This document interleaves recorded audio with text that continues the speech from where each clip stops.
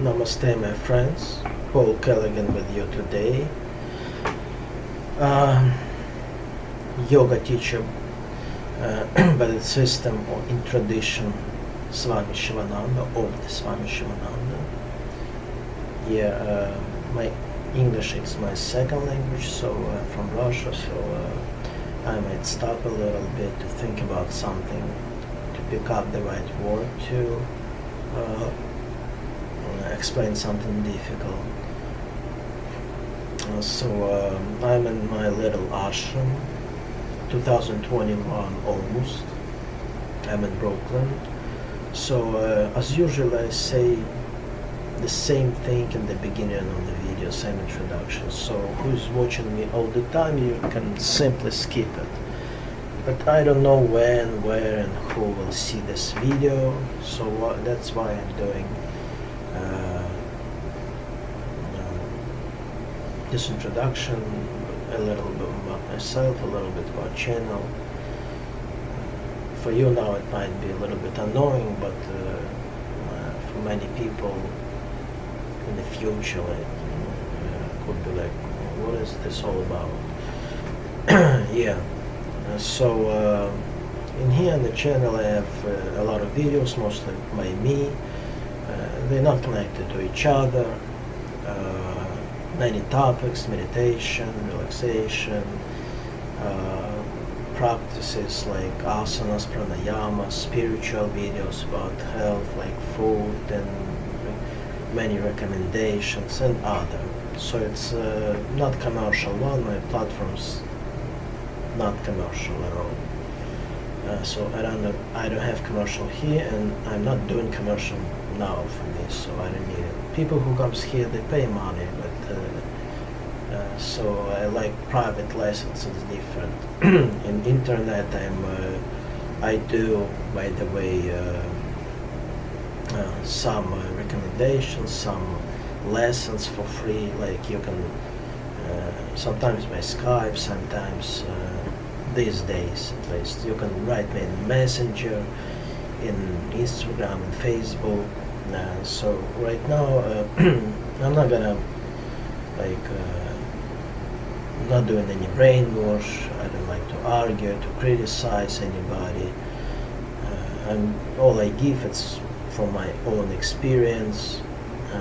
I don't want you to make same mistakes I did, and I'm not pushing you to any tradition, forcing you, or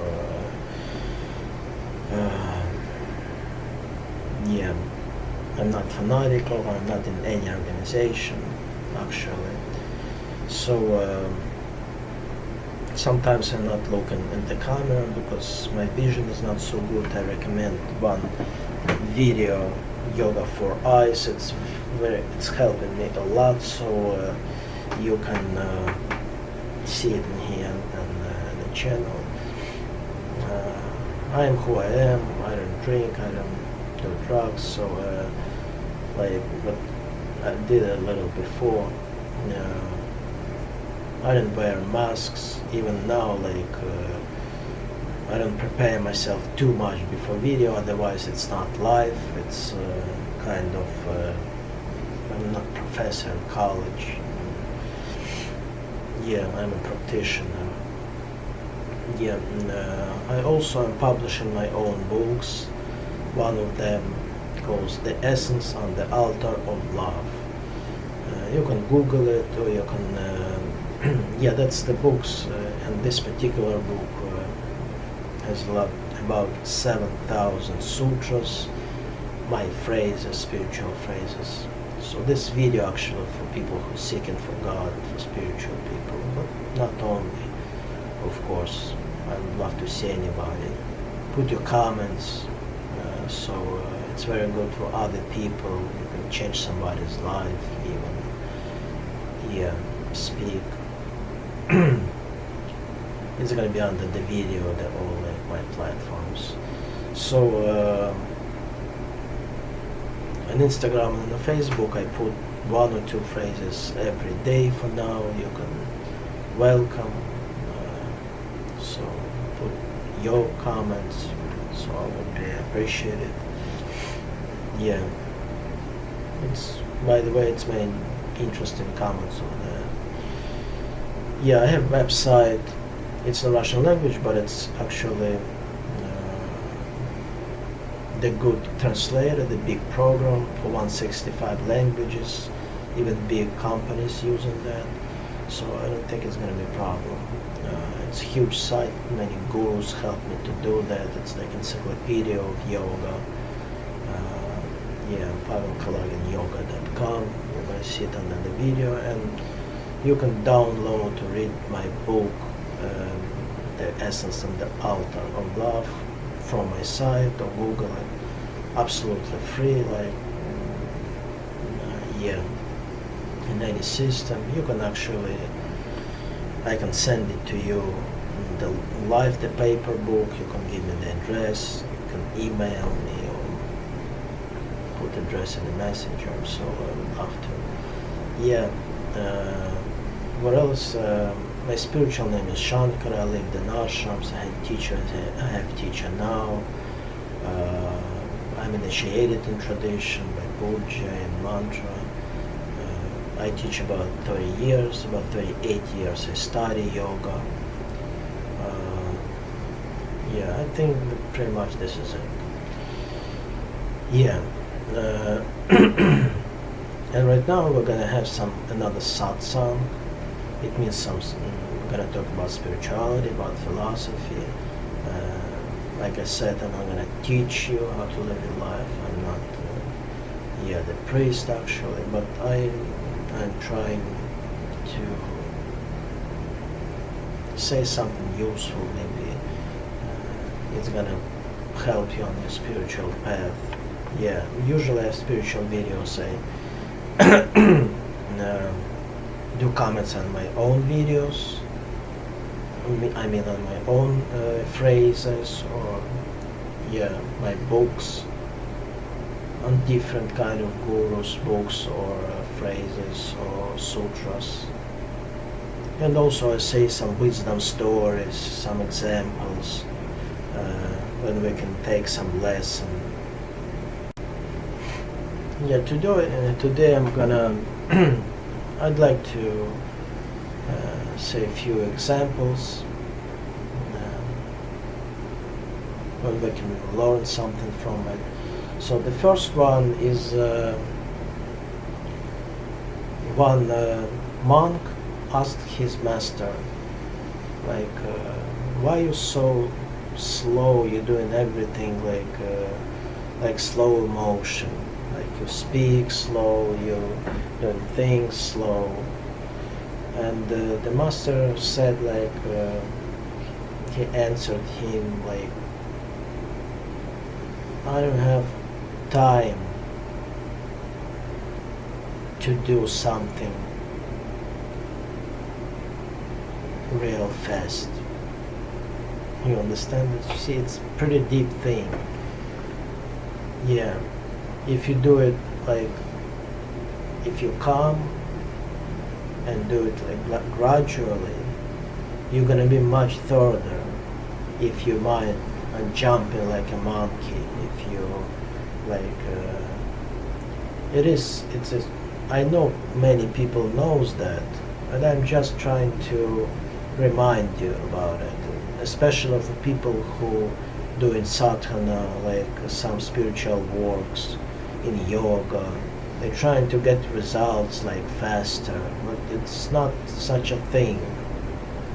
The God inside of us, you don't have to go anywhere and go fast. If you see all enlightened people, like, or really good gurus or good practitioners, they kind of balanced. They don't go fast. They don't speak fast.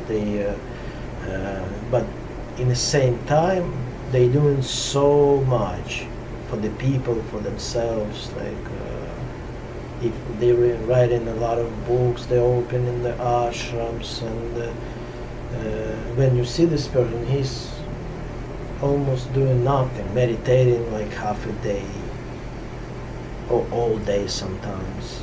So it's the time is illusion also. in a way. So think of it. Try not to go fast. In life also, I would say, if you want to get some success. Yeah, in opposite, a lot of people it's like sophistics. Who is teaching yoga, who is studying yoga, or Vedic culture, or spiritual things. You should always remember, about philosophy. Try not to argue with yourself, with other people too much. It's pointless, because about words, about our mind, it's a law about it. Like when we can prove one thing and we can put it upside down, when we can prove absolutely opposite thing of it. We can say something. It was even like people, even who was nearby Buddha, he was very good talker, very good speaker. Yeah, he could explain amazing about Buddhism, about everything. But it was people who did it who was masters of make something opposite. It's sophisticated. Like many Western philosophy people, they can do it. They could do it easily. Yeah. So it's kind of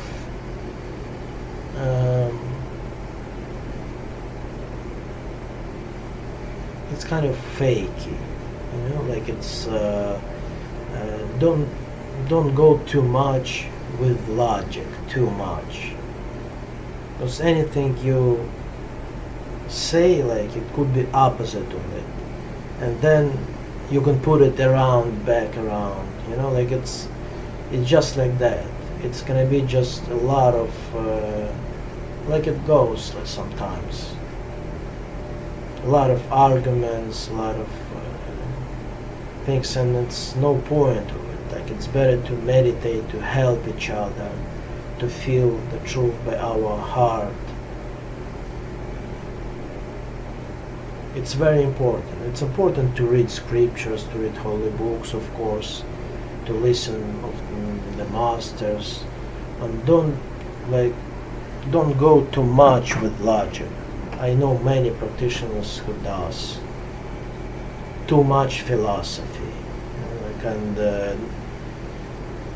and much less real practices like meditation, asanas, pranayamas, and it's no experience then. You're taking something from somebody, and then you read another holy book, and it's opposite way, and you don't know who to believe in. People going crazy about it. Yeah. So try not to do that. It's very important lesson actually. I went through it a lot. I was reading a lot. I was, it was a problem. The person who I believe in, respect, saying some things, and another person who I believe and respect even more was saying, speaking about absolutely opposite things, or same person. One day he's saying that way, another day he's saying another way. And you're going crazy, you're become a non-believer, you don't believe people anymore, and you're saying no, everybody lies, so it's not so, you're trying to, so it's, don't go there. Go through your own experience, trust your heart, being realistic. Yeah, and another topic goes just from previous one. So sometimes we do a lot of practices, but it's becoming like ego trip, like the ego. It goes spiritual ego. You know, we're doing many things, and we step by step, we don't see it, we don't realize it, but we're already becoming like we're trying to run away from the ego by do something spiritual, but we got the spiritual ego. When we're thinking we're good on this already, I'm meditating good already, so you know something, you think you're better than somebody already, like you know more. You know, it's coming another ego illusion. So don't go there also, please. And it's gonna stop you on the way to God, like for a long time. Nobody is better than another one. It's not such a thing for God. Yeah. Somebody could argue with me, of course, but I don't argue. So sometimes just control yourself, like not to get this spiritual ego. Don't do practices too much, you know, like don't do it, don't read too much. Then the mind too busy, it's even with the spiritual things, he's too busy. Like he's busy, it's a little better than he's busier than bad things and other things, but for the minds it's similar. It's like it's busy, you know, like for the truth, for the God, you should be open. The mind's supposed to be clear, empty in a way, not foolish empty, but kind of calm, balanced. So that's why one monk asked one teacher, and he asked like many questions. He asked him every day about Satan. And he went to this spiritual ego, you know, like he forgot about his friends, about people, about life at all. Like it was not life anymore. And he couldn't get anywhere. And he asked the Guru, why is that? Like I'm trying so hard. I learned so hard. And he said, you know, you're doing it for yourself a lot. Like it's you, spiritual ego, like you're growing it like a tree, like a plant. Try, just go. And he asked like what to do. He said, just go and love somebody. Try to love somebody. Just go in life. It's like opposite thing. What if you're doing it like without feelings, without, like a robot, like some scriptures. I know many serious people, like Osho said, don't be serious. It's amazing phrase. Like if you become serious, no sense of humor, no life in you, it's kind of wall in front of you. You're not like growing spiritually, only in your mind, maybe in your ego. So sometimes when you see if it's too much for you, like already, and you see the result for a long time, sometimes you're monk for 20 years, maybe you should go and to help somebody, to do karma yoga, to love somebody, and it's going to be amazing result. And opposite thing, who's got too much feelings, he's in life, he loves people a lot and help, and it's amazing, but he's doing it, let's say his results not so good because he doesn't have siddhas, like siddhis.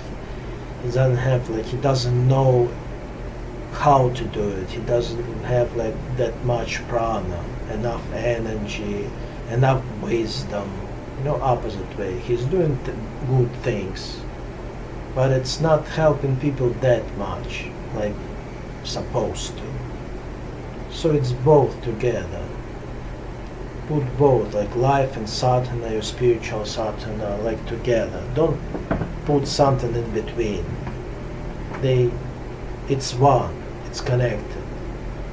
With God creation, it's nothing in between.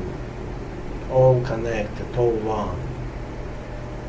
Subjectively, because we're not enlightened, we see like it's like parts, but it's all one.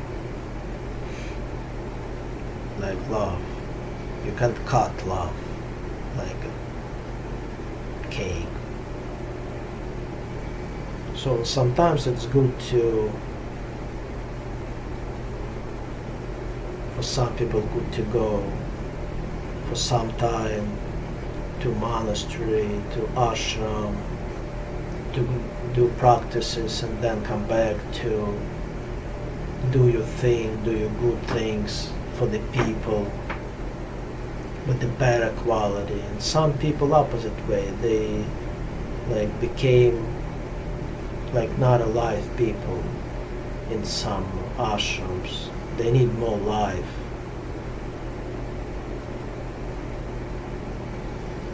So that's the balance. It's always the best, the golden middle. I think it's enough for today. God bless you. Namaste.